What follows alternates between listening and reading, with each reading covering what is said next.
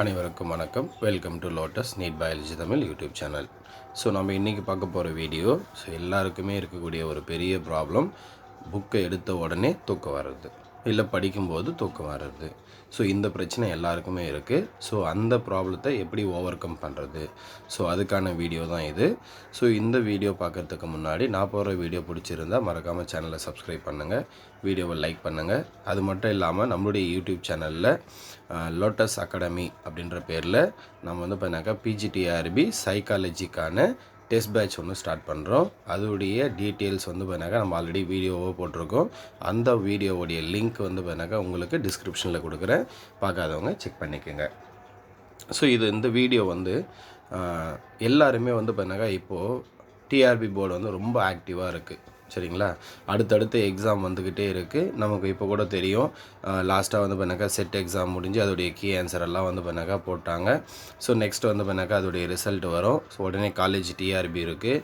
So உடனே வந்து பார்த்தினாக்கா நமக்கு பிஜி டிஆர்பி எக்ஸாமும் வரும். ஸோ நம்ம இதை படிக்க ஆரம்பிக்கிற நேரம், ஸோ வெயில் அதிகமாக இருக்கக்கூடிய நேரமும் கூட.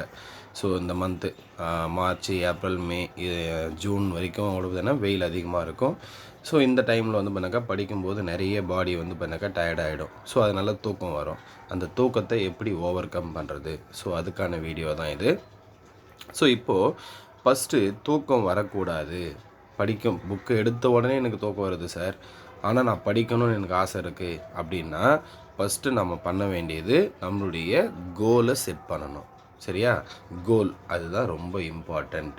அப்போ நம்மளுடைய கோல் வந்து கிளியராக இருந்தது அப்படின்னாக்கா நமக்கு தூக்கமே வராது. சரியா, நமக்கு கோல் கிளியராக இல்லை அப்படின்னா தான் தூக்கம் கண்டிப்பாக வரும். ஆனால் எனக்கு படிக்கணும்னு ஆசை இருக்குது, நான் வேலைக்கு போகணும், பிஜிடிஆர்பியில் போஸ்டிங் வாங்கணும், நல்லா ஆசை இருக்குது அப்படின்னா ஆசை இருந்தால் மட்டும் போதாது, வெறி இருக்கணும்.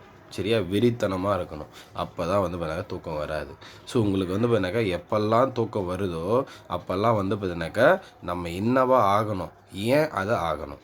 சரிங்களா, ஸோ 2 விஷயம் இருக்கும். ஒன்று வந்து பார்த்தினாக்கா வேலைக்கு போனால் தான் என்னுடைய லைஃப் ஸ்டைலே மாறும் அப்படின்றது ஒன்று இருக்குது.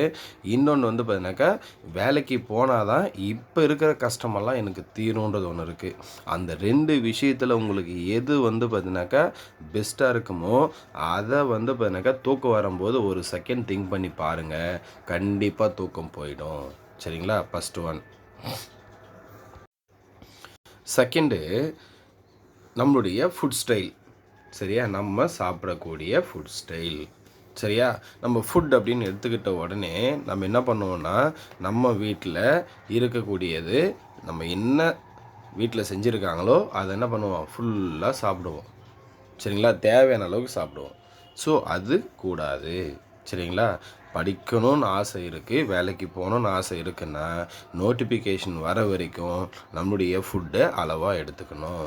அளவாக எடுத்துக்கிட்டால் போதுமா அப்படின்னா அளவாக எடுத்துக்குங்க.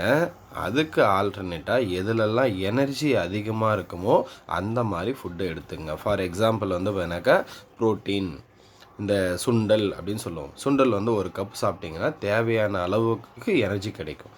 ஸோ 2 கப்பு ரைஸ் சாப்பிட்றதுக்கு பதிலாக 1 கப் சாதம் ப்ளஸ் வந்து பார்த்தினாக்கா 1 கப் வந்து பார்த்தினாக்கா நீங்கள் பொரியல் சாப்பிட்டீங்க அப்படின்னா சரியா, சாதம் கம்மியாக இருக்கும். அப்போ வந்து பார்த்தினாக்கா வயிறு வந்து பார்த்தினாக்கா பாதியாக இருக்கும்போது நமக்கு தூக்கம் வராது. சரிங்களா, அப்போ ஃபுட்டை ரெடியூஸ் பண்ணணும். அடுத்தது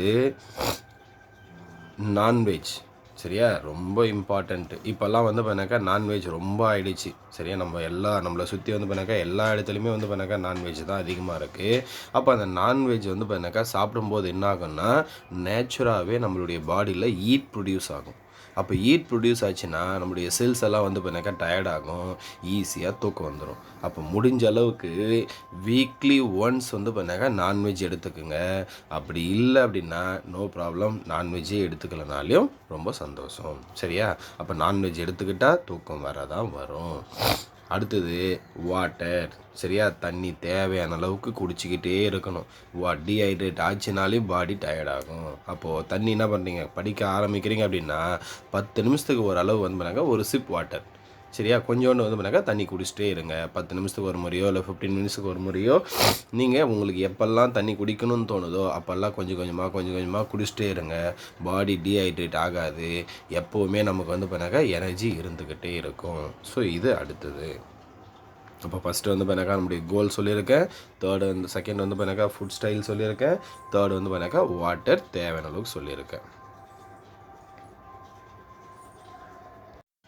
அடுத்தது இப்போ நான் வந்து பார்த்தினாக்கா நல்லா படிச்சுட்டே இருக்கிறேன் சார். நான் காலையில் வந்து பார்த்தினாக்கா ஒரு 4 o'clock எழுந்தேன், 5 o'clock வரைக்கும் படித்தேன், அது 4 o'clock எழுந்தேன், ஒரு 7 வரைக்கும் 8 வரைக்கும் நான் படிச்சிட்டேன், ஒரு 3-4 hours படிச்சிட்டேன் அப்படின்றவங்க.